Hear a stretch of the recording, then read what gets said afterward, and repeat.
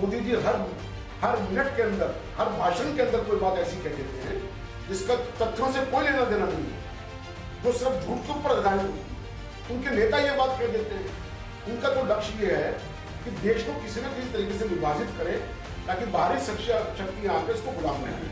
Congress committee ने और राहुल गांधी जी ने बहुत ही एक उत्तेजक और उत्साहवर्धक कार्यक्रम देश के अंदर शुरू किया है, जिसका नाम हमने दिया है टैलेंट हंट प्रोग्राम, प्रतिभा खोजने का कार्यक्रम। इसके अंतर्गत हम लोग जिला स्तर तक AICC से स्टार्ट करके प्रदेश, रीजनल और जिला स्तर तक जो अच्छे वक्ता, प्रवक्ता और सोशल मीडिया के जानकार लोग जो हैं उनको ऑनलाइन एप्लीकेशन के माध्यम से आमंत्रित कर रहे हैं, जिसकी शॉर्ट लिस्टिंग की जाएगी, जिनके साथ में इंटरव्यू होंगे, साक्षात्कार होंगे और उसके बाद में हर लेवल पर हम लोग कांग्रेस की नीति में विश्वास करने वाले, इतिहास को जानने वाले लोग, ताजा जो वर्तमान की जानकारियां जो है, राजनीतिक जानकारियां या दूसरी जानकारियों को रखने वाले लोग, उनके माध्यम से हम लोग ये जो आज दुष्प्रचार भाजपा की तरफ से चलाया जा रहा है, भाजपा की तरफ से इतिहास को बदलने की एक नापाक साजिश हो रही है,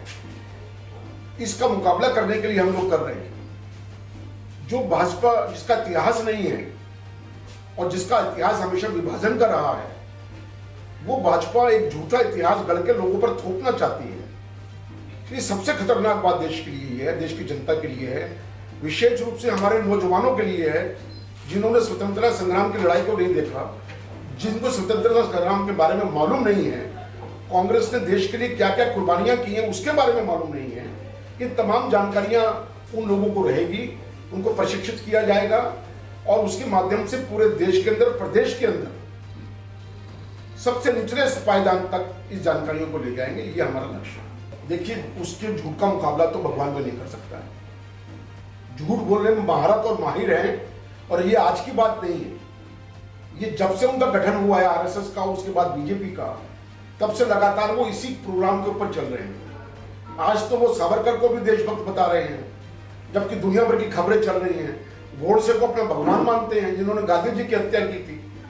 ये तो झूठ का आज मोदी जी हर मिनट के अंदर, हर भाषण के अंदर कोई बात ऐसी कह देते हैं जिसका तथ्यों से कोई लेना देना नहीं होता, जो सिर्फ झूठ के ऊपर आधारित होती है।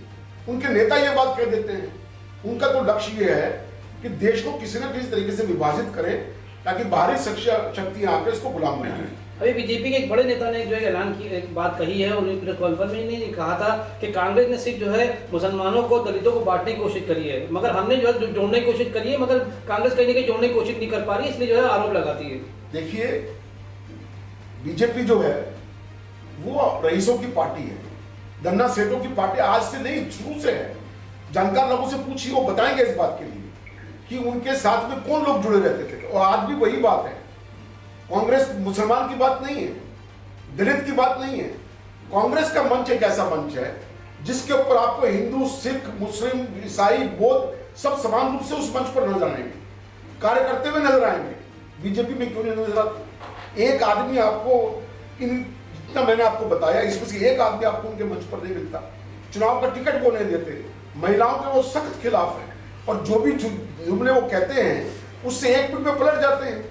सुबह उनके प्रवक्ता, उनके वक्ता, उनके नेता पूरे देश के अंदर जहर घोलने का काम करते हैं, और शाम का उठकर उनके जो बड़े नेता हैं या RSS के नेता हैं, भागवत जी हैं या दूसरे लोग हैं, उसका खंडन करते हैं।